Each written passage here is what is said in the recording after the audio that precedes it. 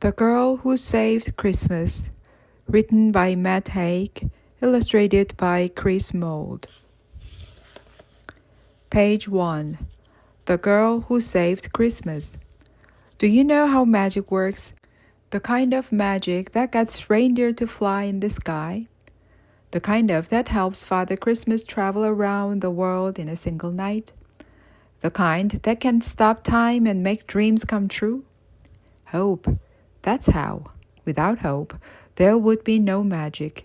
It isn't Father Christmas or Blitzen or any of the other reindeer that make magic happen on the night before Christmas. It's every child who wants and wishes for it to happen. If no one wished for magic to happen, there would be no magic. And because we know Father Christmas comes every year, we know now that magic, at least some kind of magic, is real. But this wasn't always the case. There was once a time before stockings and Christmas mornings spent excitedly rippling off wrapping paper. It was quite a miserable time when very few human children had any reason to believe in magic at all.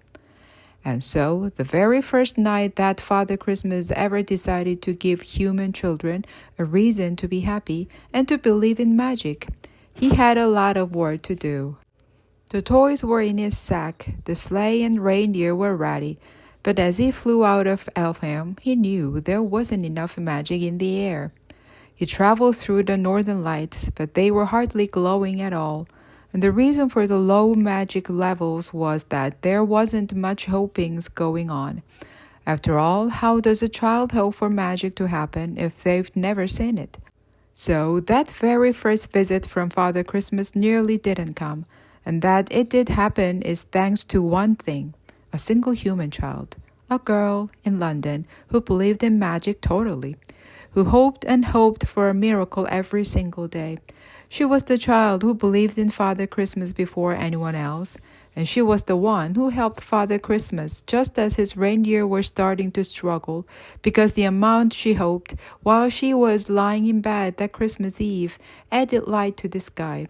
It gave Father Christmas a purpose, a direction, and he followed the thin trace of light all the way to her home at 99 Haberdashery Road in London. And once that was done, once he had placed a full stocking of toys at the foot of her bug-ridden bed, the hope grew. Magic was there in the world, and it spread among the dreams of all children. But Father Christmas couldn't fool himself. Without that one child, that 8-year-old girl named Amelia Wishart, hoping so hard for magic to be real, Christmas would never have happened. Yes, it took elves and reindeer and the workshop and all of that, but she was the one who saved it, the dream of magic. She was the first child, the girl who saved Christmas, and Father Christmas would never forget it. 1 year later. Dear Father Christmas, hello, my name is Amelia Wishart. I am 9 years old and I live at 99 Haberdashery Road in London. You know this because you have been here last year when you gave my presents. That was very kind. I always believed that magical things were possible even when times were hard. So it was so wonderful to see it was true. Thank you. Anyway, I live with my mom Jane and my cat Captain Soot. I found Captain Soot up a chimney. You see, chimneys are rarely straight up and down. Sometimes they have sideways bits. Did you meet him? He is great, but he sometimes steals sardines from the fishmonger and gets into fight with the street cats, and I think he thinks he's a dog. I know you're a busy man, so I will just tell you what I would like for Christmas. I would like, number 1, a new brush for sweeping chimneys. Number 2, a spinning top. Number 3, a book by Charles Dickens, my favorite author. Number 4, for my ma to get better. Number 4 is quite important. It's more important than number 2. You can keep the spinning top.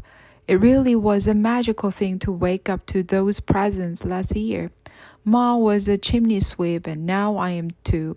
She can't go up chimneys anymore. She can't do anything anymore except lie in bed and cough. The doctor says only a miracle will fix her. But miracles need magic, don't they? And you are the only person I know who can do magic. So that is all I want. I want you to make Ma well again before it is too late. That is the main thing I ask. Yours faithfully, Amelia. Page 9. The Trembling Ground.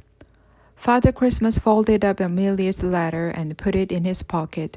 He walked through the snow-covered reindeer field and along the frozen lake, looking around at all the quiet sights of Elfham, the wooden village hall, the clock shops and the bank of chocolate, and the figgy pudding cafe on the main path, not open for another hour, the School of Sleigh Craft and the University of Advanced Toy Making, the tall, by elf standards, offices of the Daily Snow on Fodal Street, its walls of reinforced gingerbread shining orange in the clear morning light. Then, as he trod through the snow, turning west toward the toy workshop and the wooded pixie hills beyond, he saw an elf in a brown tunic and brown clogs walking toward him. The elf wore glasses and was a bit short-sighted, so he didn't see Father Christmas. "Hello, Humdrum!" The elf jumped in shock. "Oh, hello, Father Christmas. I'm sorry I didn't see you there. I've just been on a night shift." Humdrum was one of the hardest working elves at the toy workshop. He was quite a strange, nervous little elf, but Father Christmas liked him a lot. As the assistant deputy chief maker of toys that spin or bounce, he was a very busy member of the workshop and never complained about working overnight. "Everything all right at the workshop?" asked Father Christmas. "Oh, yes. All the toys that spin are spinning, and all the toys that bounce are bouncing.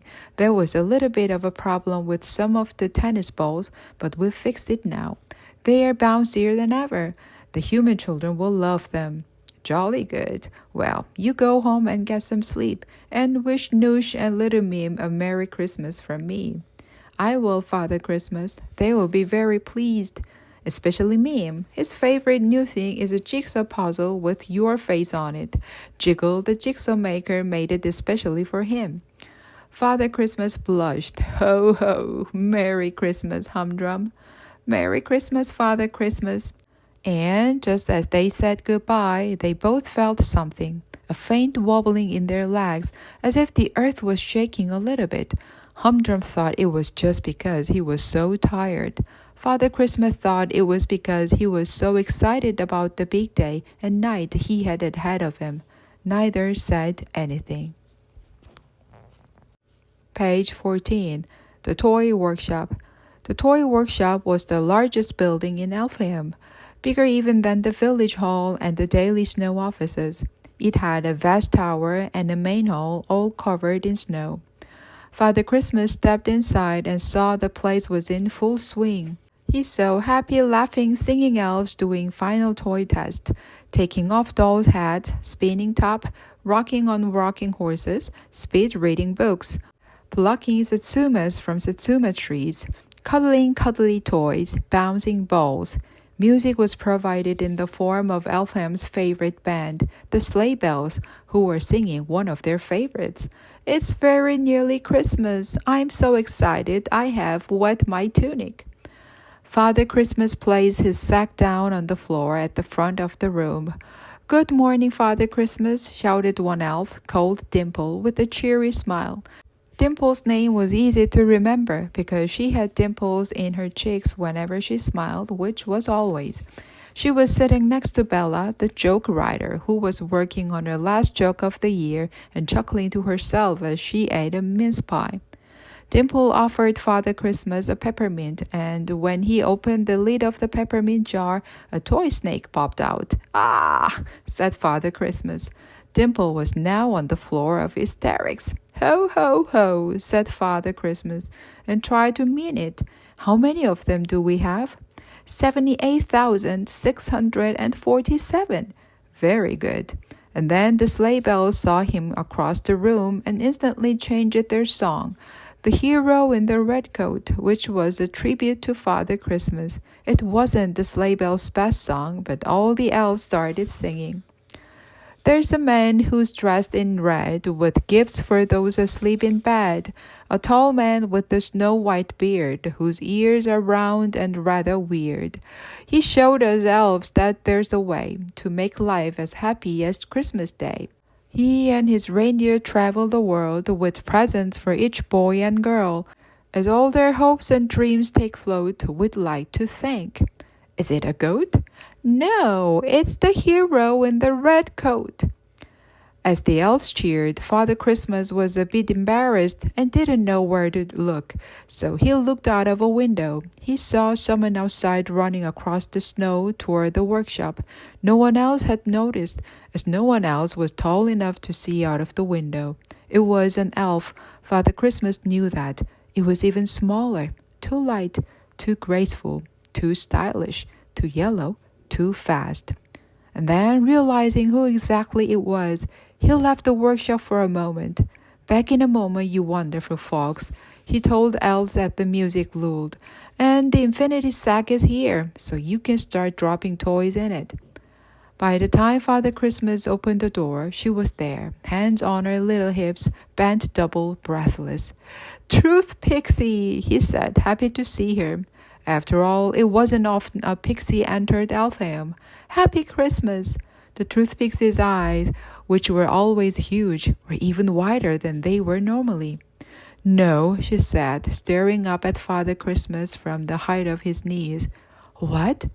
"No, it's not a happy Christmas." The Truth Pixie stared inside the toy workshop and saw all the elves and felt a bit itchy, because she didn't like elves very much, and they gave her a bit of a rash. "I've got a new suit," said Father Christmas. "It's even redder than it was before. And look at this fur trim. Do you like it?" The Truth Pixie shook her head. She didn't mean to be rude, but she had to tell the truth. "No, I don't like it at all. You look like a giant moldy cloudberry, but that's not the point." "What is the point? You're hardly ever in Elfham." "That's because it's full of elves." Some of the elves had seen the Truth Pixie. "Merry Christmas, Truth Pixie." "Idiots," mumbled the Truth Pixie.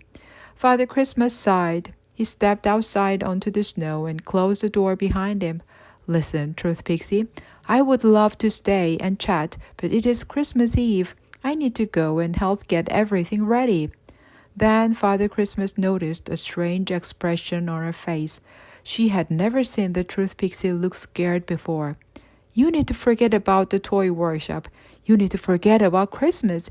You need to get out of Elfham. You need to run for the hills." "What are you talking about, Truth Pixie?" And it was then that he heard it, a kind of grumbling sound. "I knew I should have had a bigger breakfast," he said, patting his stomach.